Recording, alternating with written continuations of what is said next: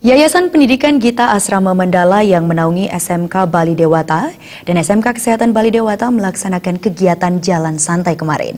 Kegiatan ini serangkaian perayaan HUT SMK Pariwisata Bali Dewata yang ke-6 dan SMK Kesehatan Bali Dewata ke-4 tahun.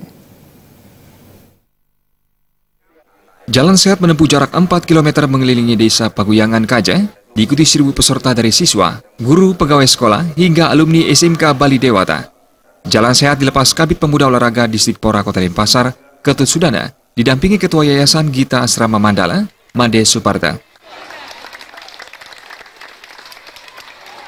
Ketua Yayasan Gita Asrama Mandala, Made Suparta mengatakan, yayasan yang dipimpinnya selain menaungi SMK Bali Dewata dan SMK Kesehatan Bali Dewata, juga menaungi TK Gita Yani Kumara dan PAUD Bali Dewata. Pihaknya terus mendukung sekolah kejuruan yang berlokasi di Jalan Ahmad Yani Utara ini, tumbuh dan berkembang menjadi sekolah besar dan berkualitas. Membangun dan melengkapi prasarana dan sarana untuk meningkatkan kualitas sekolah.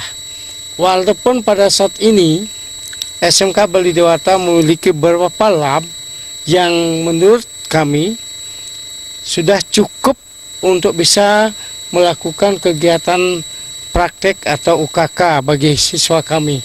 Tetapi masih belum sempurna.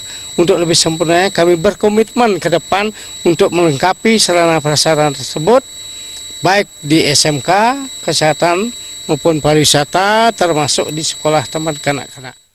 Made Suparta juga menyampaikan rasa terima kasih kepada masyarakat yang telah mempercayakan SMK Bali Dewata dan SMK Kesehatan Bali Dewata sebagai sekolah pilihan. Saat ini, SMK Kesehatan Bali Dewata memiliki 342 siswa tersebar di program keahlian keperawatan dan farmasi, dan di SMK Bali Dewata yang bergerak di bidang pariwisata dan TI memiliki 496 siswa. Guru, teman-teman di sini di SMK Bali Dewata maupun di TK dan di SMK Kesehatan berkomitmen untuk meningkatkan profesi dirinya.